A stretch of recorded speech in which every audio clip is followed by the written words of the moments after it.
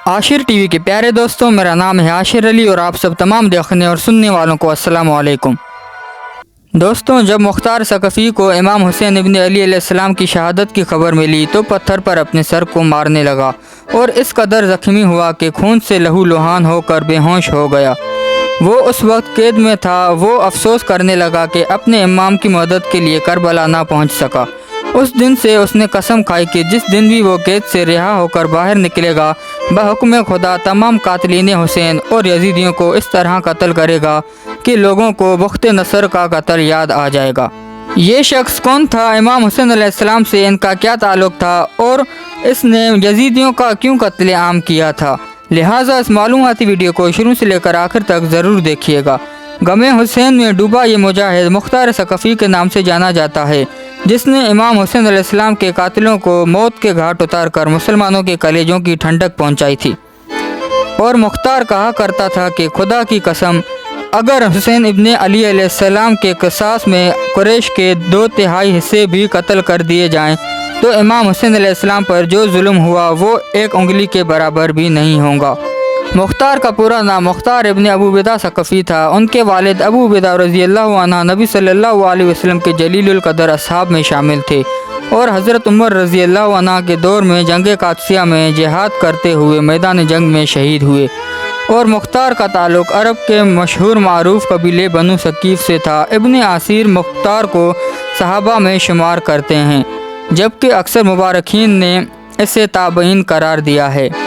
मुख्तार को लोग कैसान कहा करते थे क्योंकि रिवायतों के मुताबिक इमाम अली अलैहिस्सलाम ने एक दफ़ा मुख्तार को अपने जानों पर बिठाया और इसे कैसान कहा था। तब से लोग उसे कैसान कहा करते थे। बचपन से ही मुख्तार को मैदान जंग में जाने का बहुत शौक़ था। जब मुख्तार सकफ़ी 13 साल का था, उस वक्त मुसलमानों के दरमियान जंग कादसिया लड़ी गई थी। वो इस जंग में शरीक होना चाहता था, लेकिन कम उम्र होने की वजह से उनके चचा साद बिन मसूद ने उन्हें इजाज़त नहीं दी। इस जंग में मुख्तार के वालिद और भाई शहीद हो गए। मुख्तार नौजवान ही से हज़रत मोहम्मद मुस्तफ़ा सल्लल्लाहु अलैहि वसल्लम की आलो औलाद और अहले बैत से निहायत ही अकीदत और मोहब्बत रखता था। जब यजीद बिन मुआविया तख्त नशीं हुआ तो उस वक्त मुख्तार कूफा में था। जब उसे खबर मिली कि इमाम हुसैन अलैहिस्सलाम ने यजीद की बैत करने से इनकार कर दिया है तो उन्होंने इमाम हुसैन अलैहिस्सलाम से रब्ता किया और कूफा और बसरा के लोगों को इस बात पर आमदा किया कि वो इमाम हुसैन अलैहिस्सलाम से मिलकर बनु उमैया के हुकूमत का तख्ता पलट दें, क्योंकि इमाम अली अलैहिस्सलाम मकाम दुनिया व आखिरत के इमाम और मुसलमानों के रहनुमा हैं। लिहाजा इमाम हुसैन अलैहिस्सलाम की हिमायत करने और लोगों को यजीद के ख़िलाफ़ बगावत पर आमदा करने के जुर्म में यजीद के ज़ालिम गवर्नर उबैदुल्लाह इब्न ज़ियाद ने मुख्तार को हिरासत में ले लिया, उसे 100 कोड़े लगाए और उनकी एक आँख को ज़ख्मी करके कैद में डाल दिया। 10 मुहर्रम सन 61 हिजरी को इमाम हुसैन अलैहिस्सलाम और आपके साथियों को मैदान करबला में बेरहमी से शहीद कर दिया गया और आप अलैहिस्सलाम के सिर मुबारक को काट कर इब्न ज़ियाद के दरबार में पेश किया गया। इब्न ज़ियाद के हुक्म पर मुख्तार को इमाम हुसैन अलैहिस्सलाम का सर मुबारक देखने के लिए दरबार में बुलाया गया। मुख्तार ने जब इमाम हुसैन अलैहिस्सलाम के सर मुबारक को देखा तो बहुत गिरिया वजारी करने लगा और रोते हुए अपने सर पर मारने लगा। उस वक्त मुख्तार सकफ़ी ने अपने दिल में ये कसम खाई ली कि वो इमाम हुसैन अलैहिस्सलाम के कातिलीन को चुन चुन कर मारेगा और आपके अहले बैत अलैहिस्सलाम का क़िसास लेकर रहेगा। कुछ दिनों बाद इब्न ज़ियाद ने मुख्तार को कैद से रिहा कर दिया और उसे हुक्म दिया कि वो कूफा से बाहर चला जाए। मुख्तार सकफ़ी ने कूफा को खुदा हाफिज़ कहा और अपने सीने में दहकते हुए बदले की आग को लेकर ताइफ चला गया। मुख्तार ने बहुत सब्र और हिम्मत से काम लिया। उसने पहले अपने तमाम पुराने साथियों को जमा करना शुरू किया और एक छोटी सी फ़ौज बनाई। मुख्तार ने अपने पुराने साथी इब्राहिम इब्न मालिक अश्तर को भी अपनी साथ मिला लिया, जो हज़रत अली अलैहिस्सलाम के जानिसार साथी मालिक अश्तर का बेटा था और अहले बैत रसूल सल्लल्लाहु अलैहि वसल्लम से बेपनाह मोहब्बत रखता था। इब्राहिम के पास भी फ़ौज का छोटा सा लश्कर था, जिसे मुख्तार ने अपनी फ़ौज में शामिल कर दिया। इसके बाद मुख्तार ने अजमियों, ईरानियों और मवालियों को अपनी फ़ौज में शामिल होने की दावत दी। یہ لوگ دراصل بنو امیہ کے ظلم اور اجمی اور عربی کی تفریق سے پریشان تھے، لہٰذا جو اجمی اور موالی اہل بیت رسول صلی اللہ علیہ وسلم کے شیعہ تھے سارے ایک ساتھ ہو گئے۔ آہستہ آہستہ مختار کی طاقت میں مزید اضافہ ہو گیا۔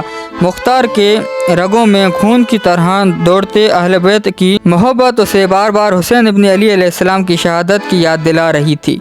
مختار اب قیام کے لیے تیار تھا۔ مختار نے اللہ رب العزت کے دربار میں دعا کی کہ اسے تب تک موت نہ آ جائے جب تک وہ ایک ایک یزیدیوں کو قتل کر کے ان کے ناپاک وجود سے اس زمین کو پاک نہ کر دے۔ مختار نے سب سے پہلے سن 63 ہجری میں کوفہ پر حملہ کیا۔ اس وقت عبداللہ ابن زبیر نے عبداللہ ابن مطیع کو کوفہ کا گورنر مقرر کیا تھا اور مختار نے اس سے جنگ کی اور کوفہ پر اپنی حکومت قائم کر دی۔ سن 65 ہجری میں مختار نے اعلان کیا کہ وہ امام حسین علیہ السلام اور آپ علیہ السلام کے ساتھیوں کے خون کا بدلہ لے گا، لہٰذا کوفہ کے شیعہ بھی مختار کے ساتھ ہو گئے۔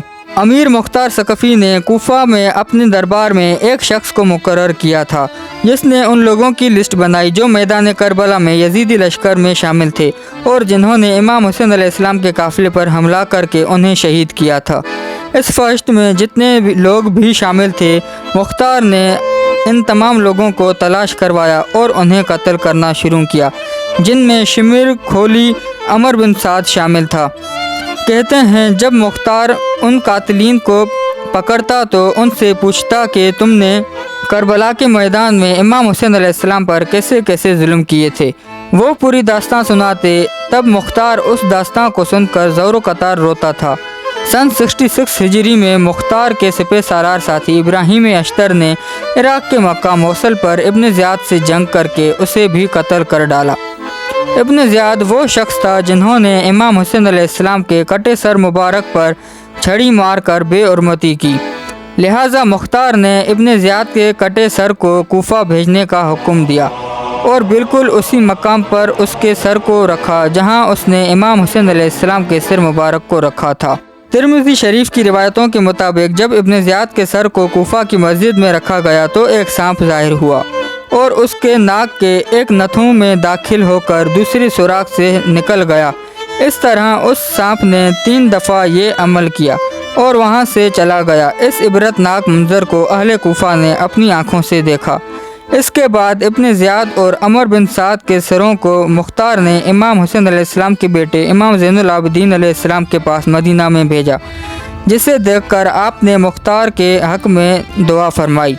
روایات کے مطابق مختار کے قیام کو امام سجاد علیہ السلام کی اجازت اور حمایت حاصل تھی۔ سن 68 ہجری کے بعد مختار کی عمارت کمزور پڑنے لگی اور ابن زبیر کے بھائی مصعب نے کوفہ پر حملہ کر کے مختار کے قلعے کا گھیراؤ کر لیا۔ ان آخری لمحوں میں مختار نے غسل کی، عطر لگائی اور نماز پڑھنے کے بعد بارگاہ الہی میں شکر کیا کہ اسے اللہ نے اتنی مہلت دی کہ اس نے تمام قاتلین حسین علیہ السلام کو جہنم داخل کر دیا۔ اب اگر اسے شہید بھی کر دیا جائے تو کوئی غم نہیں۔ یہ کہہ کر وہ قلعے سے باہر نکلا اور مصعب کی فوج سے لڑتے ہوئے شہید ہو گیا۔